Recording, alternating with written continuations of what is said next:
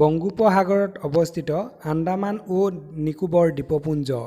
এই অঞ্চলত সৰু বৰ মিলি 572টা দ্বীপ আছে। প্ৰত্যেকটো দ্বীপেই প্ৰাকৃতিকভাৱে অতি সুন্দৰ। পৃথিৱীত নোপোৱা কিছুমান প্ৰাণী আন্দামান ও নিকোবৰ দ্বীপপুঞ্জত বাস কৰে। আজি আমি জানো আহক আন্দামান ও নিকোবৰ দ্বীপপুঞ্জৰ বিষয়ে। ভিডিঅ'টো আৰম্ভ কৰাৰ আগতে মই এটা ৰিকুৱেষ্ট কৰোঁ, মোৰ চেনেলটোত যদি নতুনকৈ ভিজিট কৰিছে তেতিয়াহ'লে ছাবস্ক্ৰাইব কৰি দিব আৰু লগতে থকা বেল আইকনটো ক্লিক কৰি দিব। ব'লক এতিয়া ভিডিঅ'টো আৰম্ভ কৰোঁ। দক্ষিণ পূব এছিয়াৰ এটা বিশেষ অঞ্চল আন্দামান ও নিকোবৰ দ্বীপপুঞ্জ। আন্দামান ও নিকোবৰ নাম দুটি মালয় ভাষাৰ পৰা আহিছে। এই দ্বীপ দুটি 10 ডিগ্ৰী উত্তৰ অক্ষৰেখাৰ দ্বাৰা পৃথক হৈছে। আন্দামান অক্ষৰেখাৰ উত্তৰ দিশত আৰু নিকোবৰ অক্ষৰেখাৰ দক্ষিণ দিশত অৱস্থিত। ভাৰত মহাসাগৰত অন্তৰ্ভুক্ত আন্দামান ও নিকোবৰ দ্বীপপুঞ্জ অঞ্চলৰ পূব দিশে আছে আন্দামান সাগৰ আৰু পশ্চিম দিশে আছে বংগোপসাগৰ। আন্দামান ও নিকোবৰ দ্বীপপুঞ্জৰ অধীনত 572টা সৰু বৰ দ্বীপ আছে। এই দ্বীপসমূহৰ ভিতৰত পৰ্ট ব্লেয়াৰ আন্দামান নিকোবৰ ৰাজধানী। এই দ্বীপপুঞ্জৰ স্থলভাগৰ আয়তন 6496 বৰ্গ কিলোমিটাৰ। এই দ্বীপপুঞ্জত প্ৰায় 3,80,000 লোক বসবাস কৰে। আন্দামান ও নিকোবৰ দ্বীপপুঞ্জ ভাৰতৰ কোনো ৰাজ্যৰ অন্তৰ্ভুক্ত নহয়। এইখন ভাৰতৰ কেন্দ্ৰীয় শাসিত অঞ্চল। কেন্দ্ৰীয় শাসিত অঞ্চল হ'লেও এই দ্বীপপুঞ্জৰ বিচাৰ ব্যৱস্থা প্ৰচাৰিত হয় কলকাতা হাইকোৰ্টত।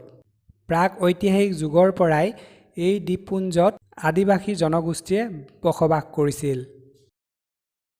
1777 চনত ব্ৰিটিছসকলে নৃতাত্ত্বিক সমীক্ষা চলায়। সেই সমীক্ষাৰ দ্বাৰাই আদিবাসীসকলৰ বসবাসৰ কথা জনা যায়। বাহিৰাগতৰ আক্ৰমণৰ আগত এই দ্বীপপুঞ্জত মংগোলীয় আৰু নিগ্ৰেছিয়া জাতিগোষ্ঠী বহু শতিকাৰ ধৰি বসবাস কৰি আহিছে। পৰৱৰ্তী সময়ত এই দ্বীপপুঞ্জলৈ উপদেশীয় মানুহ আহিবলৈ লয়। এই দ্বীপপুঞ্জত বসবাস কৰা বেছিভাগ মানুহে বাংলা ভাষাত কথা পাতে। বাংলা ভাষাৰ উপৰিও এই অঞ্চলৰ অধিক প্ৰচলিত ভাষাসমূহ হ'ল তামিল, হিন্দী, তেলেগু। ইয়াৰ উপৰিও মালায়ালম আৰু মাণ্ডাৰীও কম বেছি পৰিমাণে কয়। এই অঞ্চলৰ বেছিভাগ লোকেই হিন্দু ধৰ্মৰ লোক। ইয়াৰ উপৰিও দ্বিতীয় আৰু তৃতীয় ধৰ্ম হৈছে মুছলিম আৰু খ্ৰীষ্টান। এই দ্বীপপুঞ্জৰ ৰাজনৈতিক ইতিহাসৰ 4টা পৰ্যায়ত ভাগ কৰা হয়। পৰ্যায়বোৰ হ'ল ব্ৰিটিছসকলৰ আক্ৰমণ, ব্ৰিটিছৰ ৰাজত্ব, জাপানী আক্ৰমণ আৰু স্বাধীনতাৰ পৰৱৰ্তী যুগ। 1789 চনত দুজন নাবিকৰ পৰামৰ্শ মৰ্মে ভাৰতৰ গভৰ্ণৰ জেনেৰেল লৰ্ড কৰ্ণৱালিছে আন্দামান ও নিকোবৰ দ্বীপপুঞ্জত এক ব্ৰিটিছ উপনিৱেশ স্থাপন কৰে। তেতিয়া সেই ঠাইটুকুৰাৰ নাম পৰ্ট কৰ্ণৱালিছ আছিল। ইয়াৰ পিছত একে বছৰে লেফটেনেণ্ট ৰেজিনেল্ড ব্লেয়াৰে এই অঞ্চলৰ সমীক্ষা কৰিবলৈ আৰম্ভ কৰে।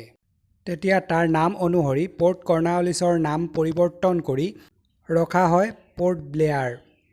সেই পৰ্ট ব্লেয়াৰ আজিও আন্দামানৰ ৰাজধানী হৈ আছে।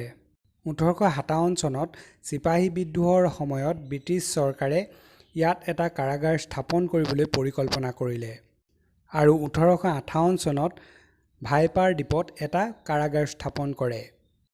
এই কাৰাগাৰত প্ৰথমতে 200 জন বন্দীক কাৰাগাৰত ৰাখে। এই বন্দীবোৰ বেছিভাগেই আছিল ব্ৰিটিছ চৰকাৰৰ বিদ্ৰোহ কৰা ভাৰতীয় সৈন্য। ইয়াৰ পিছত 1906 চনত পৰ্ট ব্লেয়াৰত এখন নতুন জেল নিৰ্মাণ কৰে আৰু পুৰণাখন পৰিত্যক্ত বুলি ঘোষণা কৰে। নতুনকৈ পৰ্ট ব্লেয়াৰত নিৰ্মাণ কৰা জেলখনৰ নাম কালাপানী। 1942 চনৰ 21 মাৰ্চত দ্বিতীয় বিশ্বযুদ্ধ চলি থকাৰ সময়ত জাপানীসকলে আন্দামান দখল কৰে। জাৰ্মানী সেনাৰ আক্ৰমণৰ ফলত আন্দামানৰ বহু নিৰীহ লোক নিহত হয়। পৰৱৰ্তী সময়ত জাপানীসকলে এই দ্বীপপুঞ্জ নেতাজী সুভাষ চন্দ্ৰ বসুৰ নেতৃত্বাধীন আজাদ হিন্দ ফৌজৰ হাতত গতাই দিয়ে। 1943 চনৰ 30 ডিচেম্বৰত সুভাষ চন্দ্ৰ বসুৱে পোৰ্ট ব্লেয়াৰত ভাৰতীয় জাতীয় পতাকা উত্তোলন কৰে। 1945 চন পৰ্যন্ত এই অঞ্চল ব্ৰিটিছৰ অধিকাৰ মুক্ত আছিল। সেই সময়ত আন্দামান খাদ্য উৎপাদনত স্বনিৰ্ভৰশীল হৈ উঠে। 1945 চনৰ 8 অক্টোবৰত পোৰ্ট ব্লেয়াৰত জাৰ্মানীৰ সেনাবাহিনী দক্ষিণ-পূব এছিয়াৰ কামাণ্ডাৰে ব্ৰিটিছৰ ওচৰত আত্মসমৰ্পণ কৰে। তাৰ পিছত পুনৰ এই দ্বীপ ব্ৰিটিছৰ ওচৰলৈ যায়।